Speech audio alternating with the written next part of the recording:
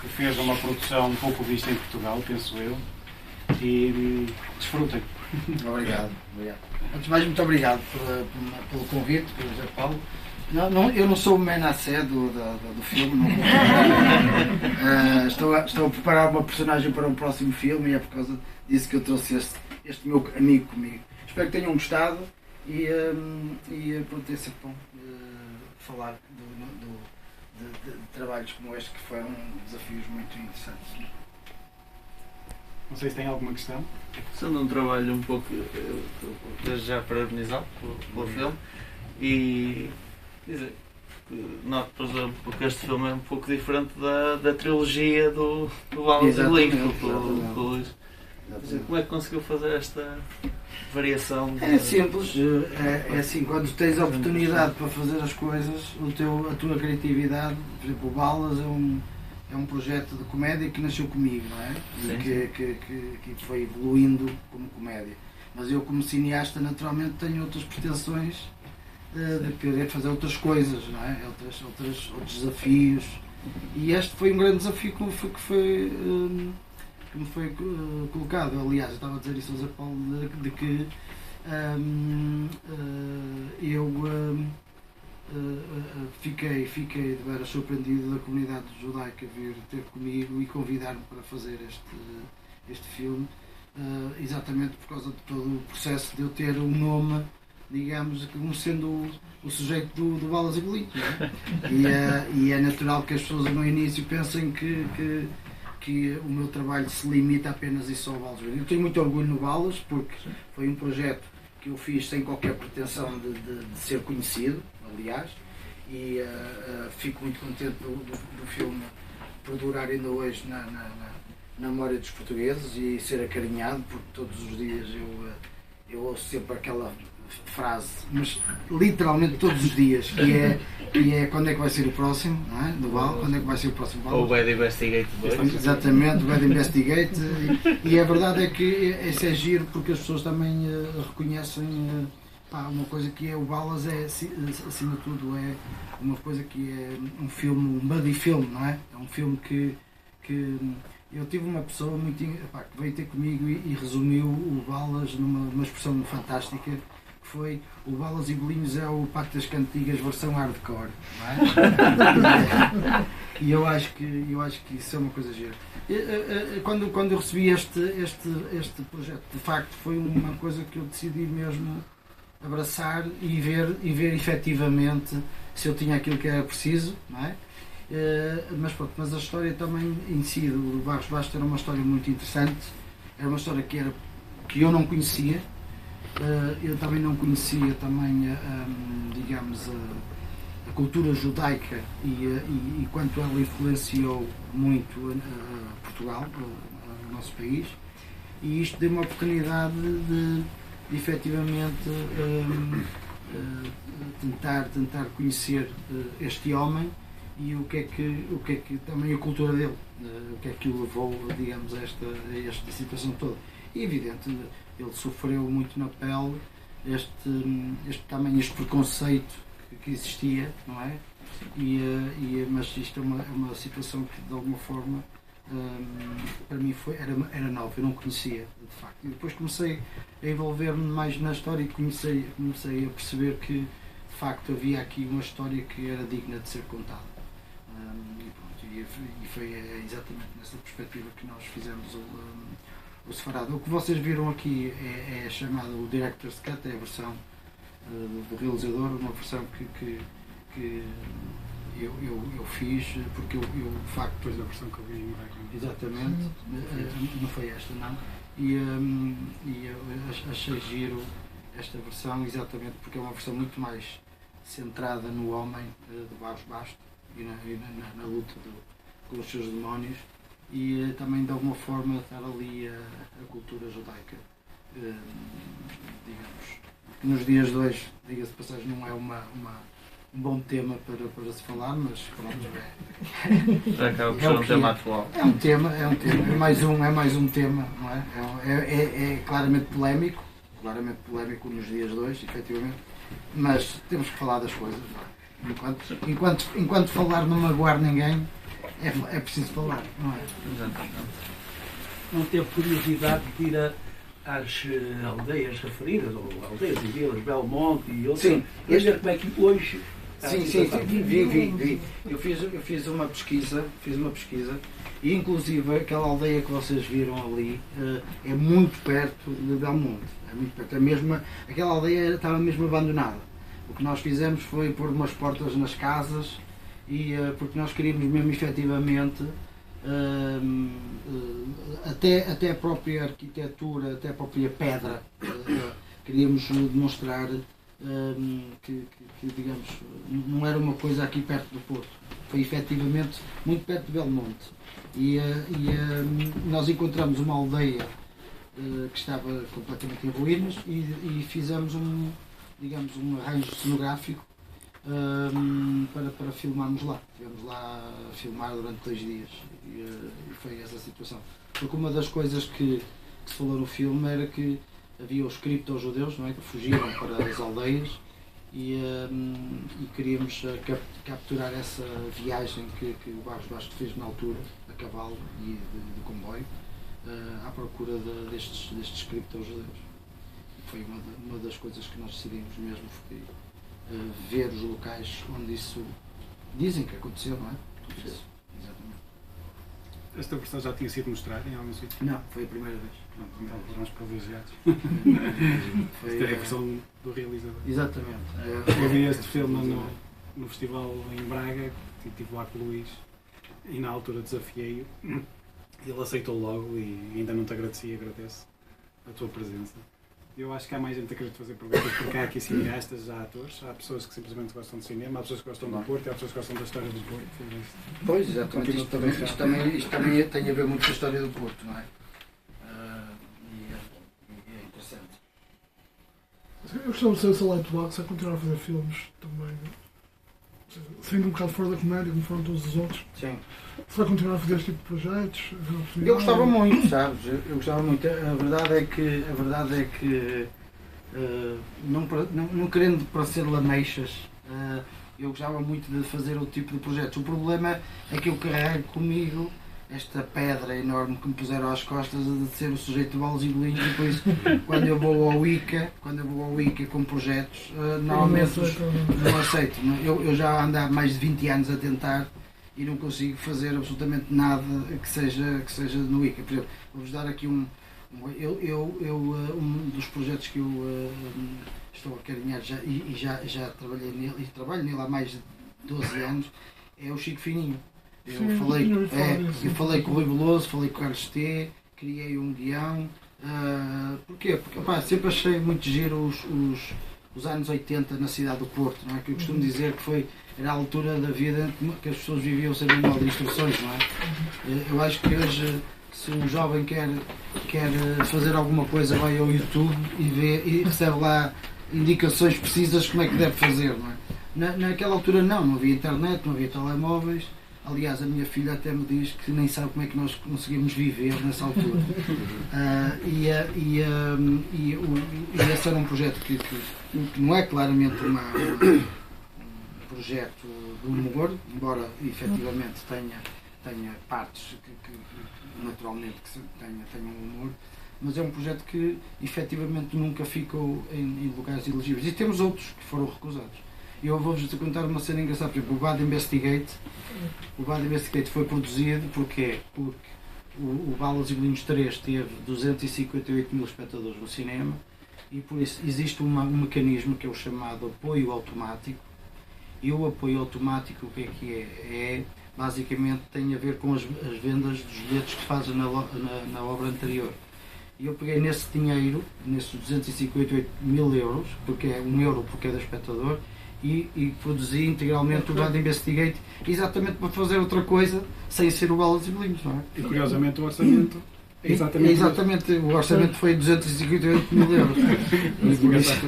Eu gastei dinheiro todo no filme. Mas é com outros apoios, tipo televisões, não sei o que. Não, também não, porque assim, agora já começo lentamente a entrar na RTP, agora produzimos não realizei, mas só produzimos a Operação Maré Negra, a segunda temporada. Ok. Pronto, e andamos a tentar conseguir. Agora, infelizmente a Lightbox é no norte de Portugal e no Porto, Sim. aquela produtora que consegue de alguma forma fazer trabalhos com mais músculo, digamos assim. Agora temos a banda à parte também. O quê? Sim, a banda à parte, exatamente. A banda à parte faz. A banda à parte é um exemplo concreto de uma produtora. Estou a falar do Porto. A banda à parte é de Guimarães. A banda à parte é exemplo de uma produtora que efetivamente está estabelecida dentro do espectro da produção do ICA, conseguiu. Felizmente o Rodrigo Areias não fez nenhum balas e bolinhos e por isso ele safa-se. E acho muito bem. E ele é um projeto que deve continuar. E nós gostávamos muito de fazer também outros projetos. Aliás, muitas vezes até ainda agora fomos abordados por uma produtora da Ucrânia que quer fazer aqui em Portugal coisas. E pronto, nós queremos fazer. O problema é chegar ali ao ICA e temos sempre ali alguns problemas. Nem com o Netflix hoje em dia, esse tipo de coisa. A Netflix, é engraçado, a Netflix, o Bad Investigate foi o primeiro filme português a entrar na Netflix. E a verdade é que a Netflix, eu pensava que isto podia dar aqui uma reviravolta em termos de produção, e eles agora estão a produzir o Rabo de Peixe. Mas efetivamente é muito estranho o seguinte, reparem bem, enquanto que as pessoas não sabem disto, né? Por exemplo, a Casa de Papel foi produzida pela Antena 3 em Espanha. Sim. E inclusive, vou dizer uma coisa engraçada, eu estava a fazer o Bad Investigate e um dos atores, que é o Henrique Arce, que depois fez o Arturito, ele estava a jantar comigo e virou-se para mim e disse: "Epá, agora vou ter que ir para Madrid fazer lá um assalto a um banco ou qualquer coisa assim, não apetece nada, estou cansado, não apetece nada de fazer isso." E é exatamente, e aquilo mudou a vida toda. Ele não queria nada daquilo, mais um assalto a um banco, vai ser uma chatice e tal. E o engraçado é que depois esse filme, essa série foi produzida pela Antena 3 em Espanha, passou em Espanha e foi um flop autêntico. E depois, o curioso, só para vocês verem, foi vendida à Netflix por €1. €1. Foi vendida, a Netflix colocou-a só que eles tiveram a sorte, entre aspas naturalmente, de aparecer a pandemia. E eles surgiram exatamente no momento certo em que tornaram um projeto espanhol universal. Eles conseguiram fazer uma coisa incrível. E esse projeto mudou o panorama do audiovisual espanhol. Mudou porquê? Porque a Netflix, a HBO, a Disney começaram a produzir muitos conteúdos em Espanha. Aliás, depois eles tem muitas séries agora, sim. O quê? Tem bastante séries. Exatamente, e muitas séries, muitas mesmo. Coisa, eles abriram, a Netflix abriu, acho que há 1 ano ou 2 anos atrás, abriram 5 soundstages à volta de Madrid. E a dinâmica de produção é incrível em Espanha. E há várias séries a ser produzidas pela Netflix e HBO. Cá em Portugal, fizeram o Rabo de Peixe e voltaram a fazer o Rabo de Peixe 2 e não há outras, digamos, não há digamos, outros rabos a aparecer. E exatamente, estamos assim, não sei, eu não. Mas eu acho que a televisão em Portugal também sofre um bocado de. Se quer fazer produções muito grandes, quando às vezes se calhar com pouco dinheiro, também se conseguem fazer coisas muito boas. Porque eu já vi exemplos desses, de produções muito baixas que são extremamente boas e que conseguem ter sucesso. O problema é este, sabes? Eu sou daquelas pessoas que acredito que o guião é tudo. O guião é tudo. E depois tu tiveres atores e se tiveres ali aquilo que se chama a magia, és capaz de conseguir coisas engraçadas. Eu lembro-me de uma série que eu fiquei em Portugal, que era Duarte e Companhia. Sim. E a Duarte e Companhia era uma série feita a brincar. Sim. E era das poucas séries que me afastava dos meus amigos às quintas-feiras à noite para ir para casa. Não é? E eu chegava à noite e eu acabava de jantar e ia jogar uma bilharada com os meus amigos e de repente tem que ver o Duarte e Companhia, porque era uma série que tinha essa envolvência. Era uma série que não era levada muito a sério, mas era uma comédia genial e perdurou no tempo. E em Portugal eu acho que se faz muitas coisas não sei, acho que falta ali qualquer coisa, acho que falta alma e depois aquilo que dizes, eu quero vos dizer uma coisa só para vocês poderem se perceber. a Casa de Papel, na altura, tinha por episódio, um orçamento de 700 mil euros. Sim, papel uma grande produção. Por episódio. Não, na altura, antes de serem conhecidos, 700 mil euros por episódio. Um projeto que estava completamente anónimo, digamos assim, não tinha nenhuma meditização, e eles conseguiram um orçamento por episódio de 700 mil euros. Quero-vos dizer que aqui em Portugal, um orçamento por episódio de uma série são 50 mil euros. E o que é que acontece? A maior parte das vezes as produtoras entram em cumprimento, não é? Entram em cumprimento, muitas vezes há muitos problemas, eu vou-vos dizer porquê. Vocês têm 10 atores num dia, vão filmar uma cena de 10 atores, ok, chove, não pode-se filmar, mas tem que se pagar na mesma aos atores. Vocês até dizem, há muita, não é uma área muito fácil, é por isso que muitas vezes é preciso dinheiro. E depois também há outra situação que é, antigamente nós conseguíamos arranjar locais para filmar em que as pessoas cediam os espaços, hoje toda a gente pede dinheiro. Toda a gente pede dinheiro. Toda a gente. Uma pessoa vai a qualquer lado, 500 euros, 200 euros, 300 euros, toda a gente pede dinheiro. Porquê? Porque existe muitas vezes uma noção de indústria à la americana, não é? Porque as pessoas vêm nos Estados Unidos e dizem, estes gajos ganham rios de dinheiro, eles andam de avião e tudo. E aí somos todos catalogados depois como milionários. E depois para vocês perceberem também a diferença entre o que é que existe entre a indústria cinematográfica portuguesa e a indústria americana. Que eu chamo de indústria cinematográfica portuguesa porque para ser simpático, não é? Porque isto é mais um condomínio audiovisual português. Por isso, só para vocês verem, a indústria americana tem uma componente sindical muito grande. E os sindicatos definem tabelas, tanto de honorários, como também definem e catalogam os projetos por low budget, medium budget e blockbuster. Okay? E mediante essa catalogação, depois os atores, os figurantes, recebem por tabela, têm isso tudo muito bem esquematizado. Isso é uma indústria mesmo à tabela. Eles consideram um filme low budget, nos Estados Unidos, um filme low budget até 7 milhões de dólares. Isto é low budget de um filme para os americanos. Cá em Portugal nós recebemos do Estado 700 mil euros por filme. E se vocês estão a ver bem a discrepância que existe entre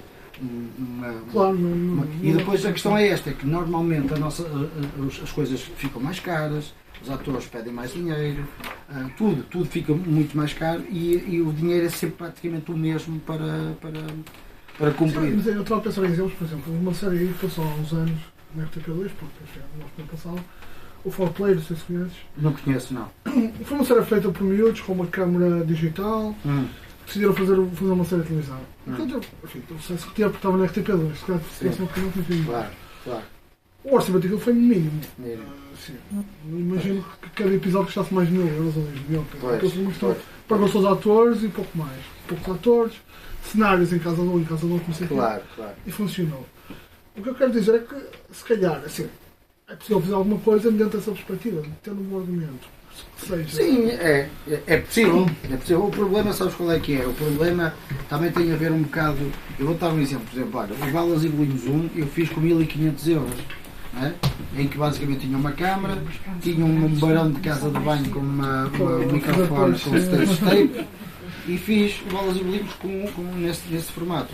O Balas 2 já fiz com 150 mil euros, ok? E hipotequei a minha casa para fazer o filme porque acreditava mesmo no projeto e eu pensei assim, pelo menos vou concretizar um sonho da minha vida, que é meter um filme meu nos salas de cinema.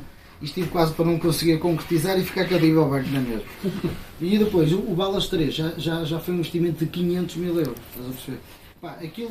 Aquilo que eu posso dizer em relação ao dinheiro é este. É que tudo se pode fazer sem dinheiro. O problema é que depois chegas a um certo ponto que tu próprio és limitado em todos os aspectos. E eu notei isso com o Balas, porque tu começas a querer fazer coisas mais giras, dá as condições também às pessoas. Claro, sim. E depois o dinheiro não é que te compre talento, o dinheiro compra-te tempo para fazer as coisas, percebes? E dá-te mais tempo. E quanto mais tempo tu estás a editar, quanto mais tempo estás a fazer a música, a corrigir a cor, a fazer os efeitos visuais, melhor as coisas ficam. Sim, claro. E isto para te dizer também que eu sei muito bem o que é fazer coisas com pouco dinheiro. Sim, claro, claro. Exatamente, eu sei muito bem e digo eu hoje olho e digo fico surpreendido até daquilo ainda se falar, porque eu olho muitas vezes até tenho vergonha da ingenuidade que eu tenho ali, mas a verdade é que eu costumo sempre dizer uma coisa que é: todas as pessoas que querem fazer um filme hoje, nos dias de hoje, Não podem fazer, sim. Um telemóvel dá para fazer um filme. E, aliás, a maior grande lição que eu tive na minha vida como cineasta, vou dizer qual é que foi, é que eu tinha uma noção de que fazer cinema era sempre uma coisa muito cara, sempre muito cara. E houve uma vez que um dia à noite eu estava a ver os Oscars e começou a dar os nomeados do Oscar para o melhor filme estrangeiro. Sim. E um dos filmes era colombiano e foi feito em Betacam SP a 4x3. E eu achei aquilo genial. Eu disse: fogo, estes gajos chegaram aos Oscars com uma Betacam a 4x3, pá, como é que isto é possível? E o que é possível é que o que interessa é a história. É a história, é os atores, é tu conseguires criar este cozinhado, entre aspas, de teres atores que acreditam naquilo que estão a fazer, texto porreiro em que as pessoas participem, que estejam ali em sintonia, e aí tu crias a tal magia cinematográfica, não é? Muitas vezes as pessoas não compreendem porque é que há certos filmes que perduram no imaginário das pessoas. E isso também tem muito a ver com estas características muito engraçadas, às vezes estás a fazer magia. E é muito difícil de explicar isto. E eu ainda hoje acredito mesmo que às vezes há pessoas que vêm ter comigo e dizem assim: opá, Luís, gostei muito de ver o 3 e o 2, mas para mim o melhor filme teu é o Balas e Bolinhos 1. E eu faço sempre a pergunta: porquê? Não sei, sei que as pessoas gostam e eu também é uma coisa que não vale a pena questionar. E eu vou-vos dizer uma coisa muito engraçada. E para dizer isto que houve um dia um amigo meu que me convidou para fazer um videoclipe de uma banda. E disse: Luís, tenho aqui uma banda porreira, eles querem fazer um videoclipe, eu pensei em ti, vais fazer. E ele entregou-me um CD e a banda chamava-se Genocide e era thrash metal. E aquilo era inacreditável. Tu punhas aquilo e não percebias o que é que a pessoa estava a dizer, mas era só barulho por todo lado. E a primeira coisa que eu pensei foi: quem é que gosta disto? Não há ninguém no planeta Terra que goste disto, é impossível. E eu de repente peguei e fui fazer o videoclipe, era um concerto ao vivo deles. E de repente eu entro num pavilhão e tinha 600 pessoas, e eu olhei.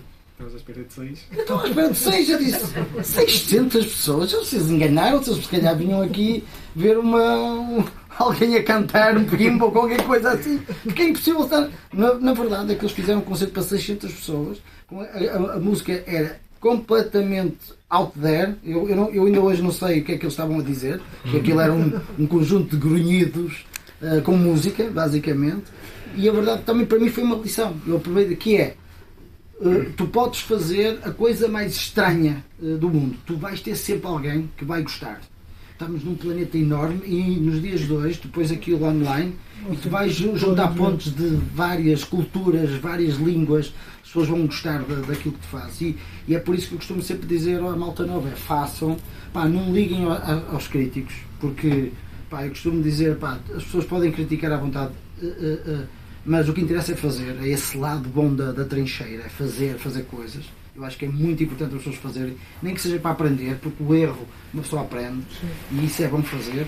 E acima de tudo, contar histórias. Há histórias giras que merecem ser contadas e uma das coisas que eu também vos vou dizer, que é uma das coisas que eu sinto e de alguma forma que se perdeu na nossa indústria, foi exatamente esta, sabes, esta união, quando as pessoas vão fazer um filme, eu costumo dizer que é o prodígio do sincronismo, que é, todos nós temos festas e almoços de família e aniversários e tal, mas nós conseguimos sincronizar todas estas pessoas para estarem naquele dia, naquele momento a fazer aquela cena.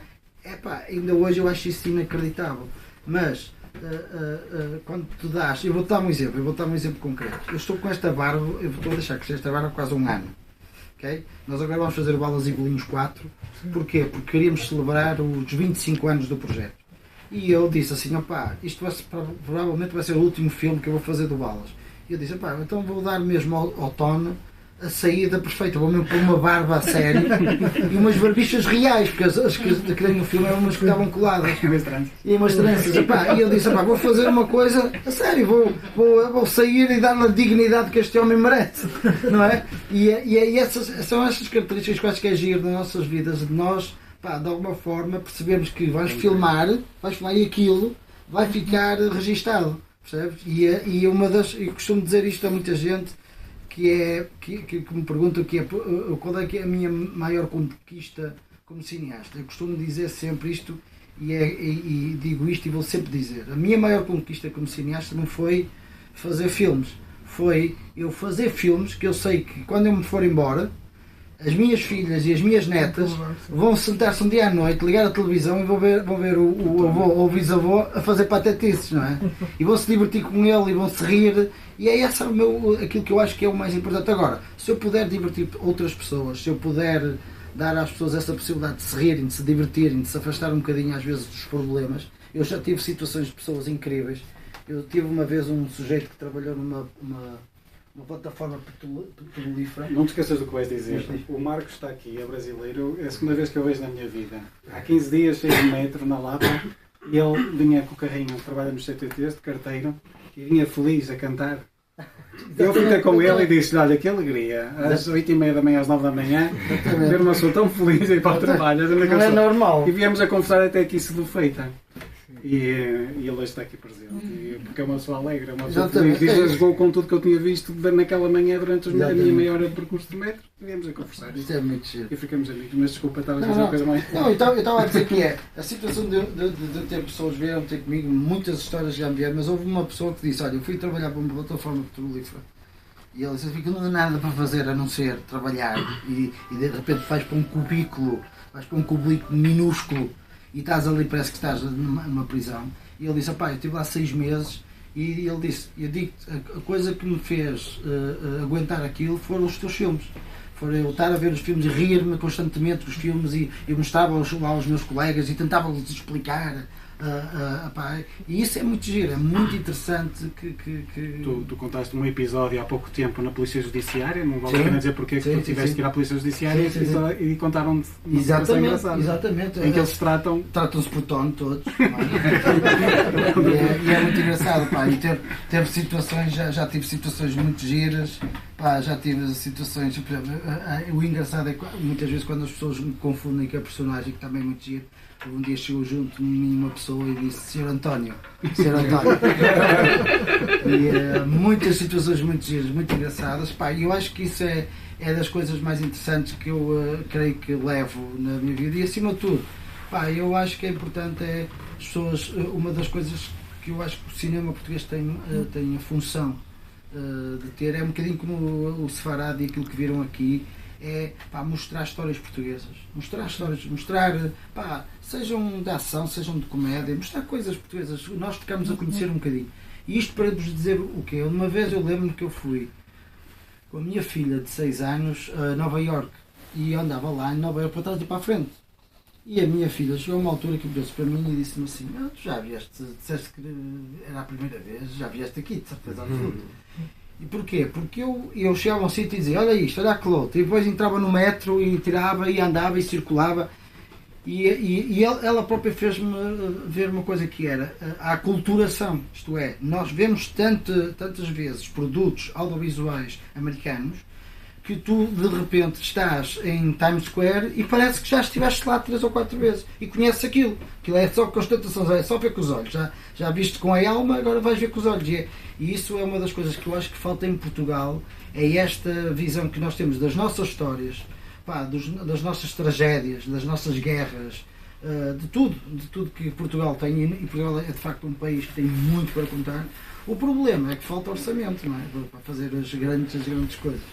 Eu concordo, assim, porque até fui na biblioteca do Porto e fico, às vezes, eu já botei assim no YouTube, História de Portugal, que eu queria saber como é que Portugal surgiu. E realmente há pouco conteúdo, não se encontra. Aí vim conhecer fazendo o Caminho de Santiago, fazia questão de ler aquelas placas que tem, aí que eu fui entender um pouco mais a importância do Porto na libertação de Portugal. Então, assim, esse tipo de conteúdo, e Portugal, a questão da navegação, acho que é uma coisa que poderia ser explorada muito. Exatamente. E não se tem esse incentivo. Que, por exemplo, já no Brasil se critica muito alguns, porque o governo da esquerda incentiva muito essa questão da produção do audiovisual. Mas aqui, assim, eu tenho pouco tempo em Portugal. Estou falando, é uma ideia que eu tive, mas escutando o senhor falar, então eu falei, então não é uma coisa só que eu pensei. Não, realmente, então é verdade. Falta esse incentivo de mostrar essa cultura que é belíssima. Mas sabes que, na verdade, é isto. Eu até entendo, porque nós somos um país pequeno, não é? Somos um país pequeno. A verdade é que também, produzir cinema nos dias de hoje é caríssimo, não é? É muito caro. E depois temos um problema, que é a língua. A nossa língua não é muito agradável e não vende. Eu só para vos dar um exemplo. Isto é curioso e para mim é uma coisa incrível. Por exemplo, o Balas e Bolinhos 3 foi comprado por uma distribuidora americana e vendeu para 25 países. O Bad Investigate, que tinha lá pessoal a falar inglês, tinha espanhol, tinha português e acho que tinha outra língua, foi só vendido para 8 países. E eu na altura fiz o Bad Investigate de forma a poder comunicar. Mas a questão é que existe depois no mercado uma coisa que é português. Muitas vezes nós não conseguimos sequer passar que as pessoas vejam conteúdos portugueses. Eu vou dar um exemplo concreto. Eu já tive montes de brasileiros a dizer-me isto. Luís, leva o Balas e Bolinhos para o Brasil. Os brasileiros, montes de brasileiros a dizer, tens que fazer e vai. Sabes quantas vezes eu já tentei? 10 vezes. O problema é que as distribuidoras, quando sabem que é um filme português, nem sequer querem. É muito estranho. São cativos. Exatamente, mas isso é uma coisa que eu senti. Eu vou dar um exemplo. Olha, o distribuidor americano do Balas e Bolinhos, eu virei para ele e disse, nas conversas iniciais, preparatórias, e ele virou-se para mim e disse: não te preocupes. Eu vou ao Brasil, isto ou aquilo, nós conhecemos lá muitas distribuidoras e que temos bons conectos, aliás, porque as distribuidoras brasileiras gostam muito das recomendações das distribuidoras americanas. E por isso ele disse: não te preocupes, já te fiz montes de negócios, isto ou outro. E eu virei para ele e disse: olha que isto é difícil, não se consegue e tal. Ele: não te preocupes, nós vamos conseguir e tal. E eu disse: olha, queres ver que vamos conseguir? Passado 3 meses, o americano liga-me e diz assim: o que é que se passa entre vocês e o Brasil? É que eu nem consigo que as pessoas vejam o filme, não é? Agora, falando de uma coisa positiva, agora há uma coisa muito gira que está a acontecer na nossa área, que é uma coisa espetacular, que é os filmes, espetacular entre aspas, porque nós portugueses se calhar não vamos gostar muito. Os filmes vão deixar de ter legendas. Porque através de inteligência artificial está a surgir uma situação incrível, que é, imaginem só esta situação, o Tom Cruise a falar italiano com a voz dele e os lábios direitinhos a falar italiano. E a inteligência artificial está a fazer exatamente isso, que é, vocês vão ver os filmes todos com a voz original daquela pessoa, em italiano, em português, em espanhol, em japonês, e com os lábios com um sync perfeito. Então, por exemplo, só em Espanha, essa indústria de centenas Exatamente. de atores que vivem disso. Exatamente, vai terminar. Vai terminar. para o desemprego. Exatamente. Ah, exatamente. Mas o que fala? Neste momento existe uma. Aqui está, em Espanha Exatamente. é tudo dobrado. É isso mesmo. Aliás, em Espanha existem atores que dizem assim: aquele ator é o Woody Allen, aquele ator é o Tom Cruise. E tudo que seja Tom Cruise é aquele ator. E por isso o que está a acontecer agora é esta mudança de paradigma. Tu vais pá, e depois há uma coisa muito engraçada, só para vos dar um exemplo. Uma vez eu fui à Polónia e quando cheguei ao hotel liguei e estava a dar um filme americano. E epá, é inacreditável. Vocês um dia que vão lá, vocês vão se rir à brava. Não é? Meter a voz por cima. É um sujeito, é um homem só, está a dar o filme. E o gajo pode estar aos berros, aos gritos, e ele. Pá, já passava. A mulher fala e o homem. Sem qualquer tipo de intuação, sem qualquer tipo de emoção. Pá, uma coisa monocórdica mesmo. Eu nem sei como é que eles conseguem. O gajo aos berros e aos tiros. E o gajo. É incrível.